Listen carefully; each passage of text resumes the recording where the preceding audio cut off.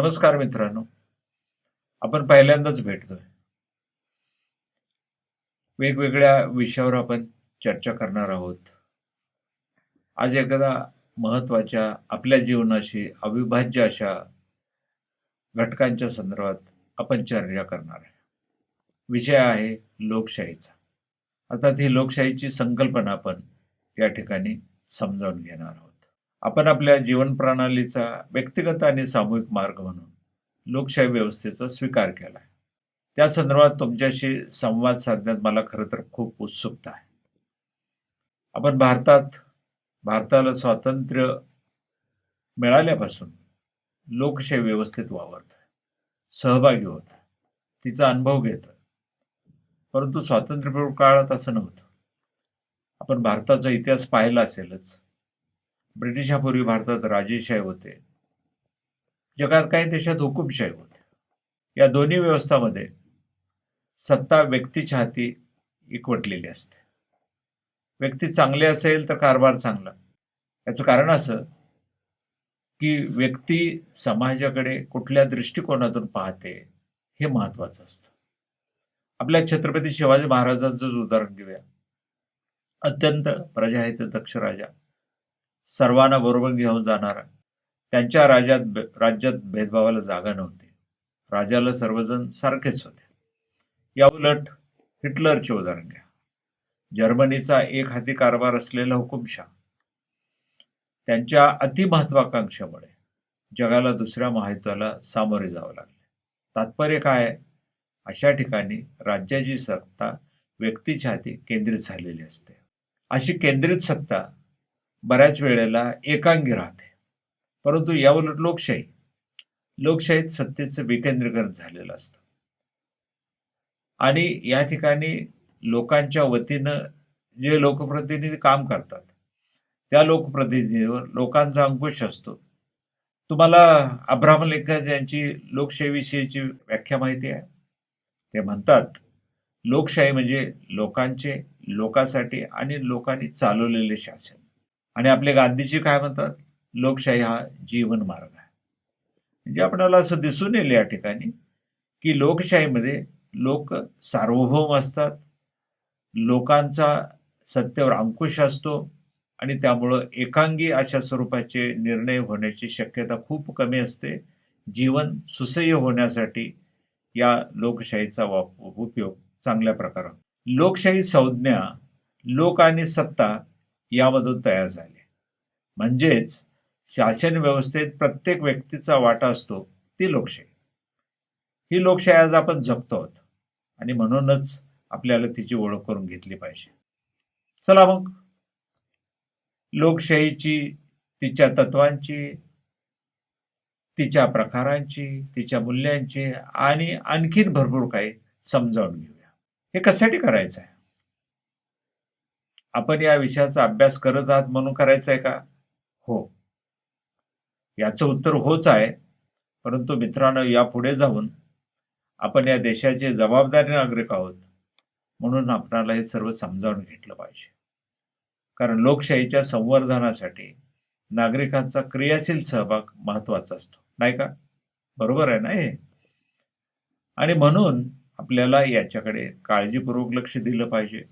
आजपर्यंत दिलेलं नसेल, ठीक आहे. आजपर्यंत तुमचा प्रवास जो होता तो उच्च माध्यमिक पर्यंतचा होता. आता आपण मतदार होणार आहात. काही लोकांनी मतदार पत्र काढलेली असतील, तर अशा वेळी आपणाला जागरूक राहायला पाहिजे. काय असतं, सरकार आहे, नोकरदार आहेत, त्यांनी कारभार करावा असं म्हणून चालणार नाही. त्यांच्यावर आपलं नियंत्रण हवं. त्यांच्या हातून लोकशाहीच मार्ग काही घडू नये याकडे आपलं लक्ष नको का? त्या दृष्टीने लोकशाहीचा परिचय झाल्याशिवाय आपल्या जबाबदाऱ्या आपल्या कशा लक्षात येणार आहेत? परिचयाच्या बाबतीत मी एवढंच साठी म्हटलं की या ठिकाणी लोकशाही माहिती आहे आपल्याला, पण लोकशाहीचं तत्वज्ञान खूप महत्वाचं आहे. जेवढं आपण खोलात जाऊ तेवढं आपल्याला लोकशाहीच्या विषयी जास्तीत जास्त माहिती मिळेल. फक्त आम्ही लोकशाही जगतो एवढं म्हणून चालणार नाही. लोकशाहीला अनेक आयाम आहेत, अनेक तात्विक आधार आहेत. ते तात्विक आधार आपल्याला तपासून पाहिले. लोकशाहीचा सगळ्यात पहिला आणि महत्त्वाचा तात्विक आधार म्हणजे लोकांच्या संमतीतून शासन. म्हणजेच या ठिकाणी लोक सार्वभौम असतात. त्यामुळे त्यांची संमती हा महत्त्वाचा निकष ठरतो. भारताच्या संविधानाचं प्रास्ताविक जर वाचलं आपण, वाचलं असेलच, नसेल तर अवश्य वाचा आणि समजावून घ्या. याचं कारण असं आहे की भारताचं प्रास्ताविक म्हणजे भारताच्या लोकशाहीचा आरसा आहे. त्याची सुरुवात कशी झाली आहे? आम्ही भारताचे लोक अशी प्रास्ताविकाची सुरुवात आहे. म्हणजे आम्ही भारताचे लोक हे संविधान भारताच्या लोकांनी तयार केले, आम्ही सगळ्यांनी तयार केले असा त्याचा अर्थ होतो. संविधान सभेनं प्रत्यक्षात संविधान तयार केलं, पण संविधान सभा असं म्हणत नाही की आम्ही ते केलं. त्यांनी भारतीय नागरिकांच्या वतीनं हे संविधान तयार केलं आणि म्हणून भारताचं संविधान हे भारतीय लोकांनी तयार केलेलं आहे हे स्पष्ट होण्यासाठी आणि भारतीय लोकांच्या जबाबदाऱ्या स्पष्ट होण्यासाठी आम्ही भारताचे लोक अशी सुरुवात झाली आहे. म्हणजेच आम्ही भारताचे लोक सार्वभौम आहे हे लक्षात येतं. आम्ही आमच्या संविधानात विशिष्ट अशी मूल्यव्यवस्था तय केलेली. हे सांगत असताना त्या मूल्यावर आधारित संविधान जे आहे ते शेवट काय होतं त्याचा, हे संविधान आम्ही अंगीकृत आणि अधिनियमित करून स्वतः प्रत अर्पण करीत आहोत. 26 नोव्हेंबर 1949ला आपण हे अंगीकृत केलंय, अधिनियमित केलंय आणि स्वतः प्रत अर्पण केलंय. हे पहा, अत्यंत विचारपूर्वक हे शब्द प्रयोग केलेले आहेत. संविधानावर आपल्याला असं दिसून येईल की एवढ्या मोठ्या प्रमाणात चर्चा झाल्या आणि त्यापैकी प्रिएम्बल ज्या प्रास्ताविकाचा आपण विचार करतो ते अत्यंत विचारपूर्वक, काळजीपूर्वक प्रत्येक शब्द, प्रत्येक संकल्पना विचारांती त्याच्यामध्ये समाविष्ट केली म्हणून अंगीकृत केले. अंगीकृत केलं म्हणजे आम्ही स्वीकारलं, अधिनियमित केलं म्हणजे त्याच्यामधले जे नियम आहेत त्याच्याच प्रती आम्ही कटिबद्ध आहोत आणि शेवटीही आम्ही स्वतःला अर्पण करून घेतोय. याचाच अर्थ असा आहे की आमची जबाबदारी कुठली असेल तर संविधानामध्ये ज्या ज्या काही तरतुदी केलेल्या आहेत त्या तरतुदीचे पालन होतंय किंवा नाही हे आम्हाला पाहायचं आहे. ही आमची जबाबदारी आहे, हे याच्यातून स्पष्ट केलेलं आहे. याच्यातून आपल्याला असं दिसून येईल की आपल्या संमतीचं महत्त्व भारतीय लोकशाहीमध्ये किती आहे. या प्रास्ताविकात लोकशाहीतच अविभाज्य असलेली मूल्यव्यवस्था दिली आहे. कोणती मूल्य आहेत ते आपण पाहूया. स्वातंत्र्य, समता, न्याय, बंधुभाव, देशाची एकता आणि एकात्मता आणि व्यक्तीची प्रतिष्ठा ही मूल्य संवर्धित करण्यासाठी आम्ही कटिबद्ध आहोत. पहा, हे किती महत्वाची मूल्ये एकत्रित दिलेली आहेत. कारण ही मूल्यांचं पालन झालं तर लोकशाही अत्यंत बळकट होईल, सदृढ होईल, उज्ज्वल असा त्याला भवितव्य असेल या मूल्यांच्यावर. कारण ही मूल्य संपूर्ण समाजाला बांधून, एकत्रित बांधून ठेवायला समर्थ आहेत आणि त्यामुळं हे तात्विक आधार जे आहेत आपल्या लोकशाहीचे, मूल्याधिष्ठित तात्विक आधार, याला आपल्याला मानायला पाहिजे. आपल्याला असंही दिसून येईल की सत्तेचं केंद्रीकरण झालं की गैरव्यवहार होण्याची शक्यता असते. आपण राजेशाही आणि हुकुमशाहीचं उदाहरण पाहिलेलेच आहे आणि त्यामुळे सत्तेचं विकेंद्रीकरण हा सुद्धा लोकशाहीच्या मूलाधारापैकी एक महत्वाचा मूलाधार आहे, तात्विक मूलाधार आहे. आपल्या देशाचं उदाहरण घेऊया, भारताचं. भारताच्या संविधानानं सत्तेचं विकेंद्रीकरण केंद्र आणि राज्य आणि स्थानिक स्वराज्य संस्था अशा 3 ठिकाणी केल्याचं आढळून येतं. यामुळं सत्तेचं केंद्रीकरण टाळलंय आणि दुसरीकडे लोकांचा सहभाग वाढेल याच्याकडे लक्ष दिलं गेलं. लोकशाहीत निरंकुश शासन व्यवस्थेत थारा नसतो, हे लोकशाहीचं आणखीन एक महत्वाचं लक्षण मानायला पाहिजे, तात्विक आधार मानायला पाहिजे. त्यामुळे भारतात जबाबदार शासन पद्धती आपण स्वीकारल्या. आपल्याला असं दिसून येईल की आपल्याकडे संसद आहे, याच्या निवडणुकांच्या मध्ये आपण सहभागी होतो. संसदेमध्ये आपले लोकप्रतिनिधी निवडून जातात आणि ज्या लोकप्रतिनिधीची संख्या म्हणजे राजकीय पक्ष किंवा राजकीय पक्षांचा गट ज्यांचे मतदार तिथले लोकप्रतिनिधी जास्त ते सरकार बनवतात आणि ज्यांचे कमी ते विरोधी पक्षात बसतात.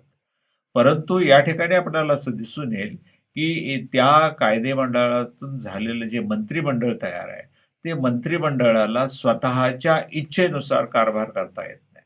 त्यांच्या ज्या काही इच्छा असतील त्या इच्छांना कायदेमंडळाची संमती असावी लागते आणि म्हणून मंत्रिमंडळ हे सामूहिकरित्या कायदेमंडळाला जबाबदार ठेवलंय.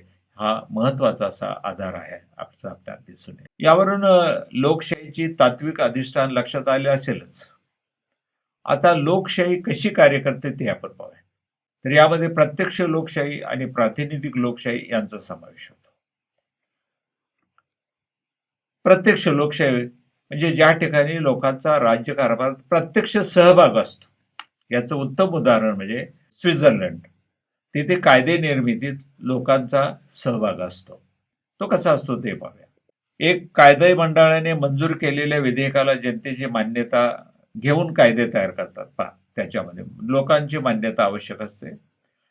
लोकच कायदा कसा असावा त्याचा प्रस्ताव कायदे मंडळाला सादर करतात. ते त्याच्यावर विचार करतात, म्हणजे लोकांनी सुचवलेले कायदे.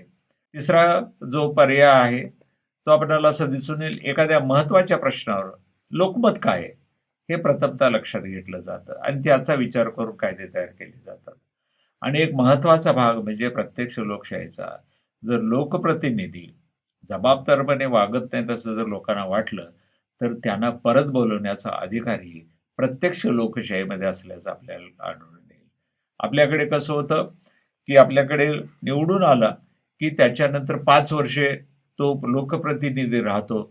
आपल्याला रिकॉलचा अधिकार नाहीये, त्यांना परत बोलवण्याचा अधिकार नाही, परंतु प्रत्यक्ष लोकशाहीमध्ये मात्र तो अधिकार असतो.